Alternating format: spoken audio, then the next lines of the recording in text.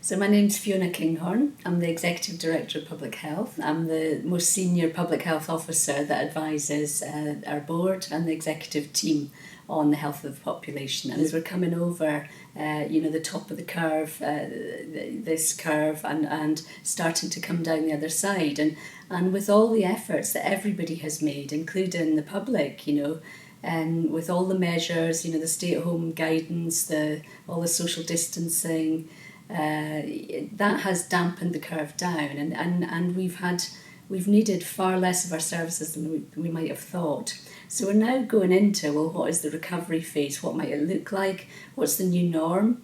How might we deal for quite a long time with people who may get infected with COVID, and how might we provide services for them, at the same time as how might we reintroduce some of the services we weren't able to provide. As lockdown measures are released, what will the response be to that? What will happen to the infection?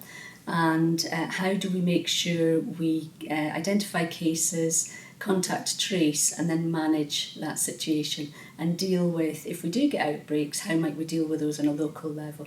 So we'll organise that at a regional level with us, local government and other partners. So we've got a lot of work really to rapidly scale that up, and we're in the throes of doing that now, and we need to get organised to be ready in the next few weeks to provide that. So that takes us into a different phase of our recovery strategy. Actually, in Cardiff and Vale, we have done a really high level of testing in Wales. If you can look at the amount we've done in Cardiff and Vale Glamorgan, we have done a lot, and I think we're generally one of the positive outliers across the UK in that. And we've got a really good team in Primary Community Intermediate Care Clinical Board.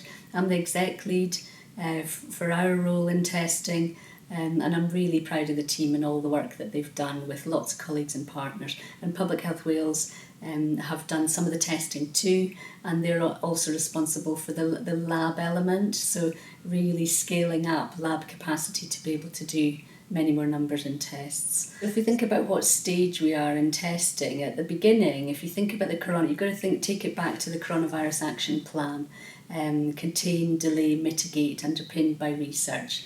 And in the containment phase, we were testing the public, where they had travelled from particular countries where there was spread, or whether they'd been in contact with a confirmed case. We then moved to specific testing, so testing of healthcare workers, testing of social care workers, and testing of other critical workers in the public sector, for example, as well as testing people, for instance, the residents of care home settings, together with the staff if they had symptoms. So as we move to a mass testing arena, and mass testing and case identification and contact tracing and management, we will have different advice. So I won't come out with that now, but there will be different advice, because we want to identify possible cases, we want to check whether they're confirmed cases by testing people, and we will then give advice for the household. So I would absolutely encourage the public to use a symptom app.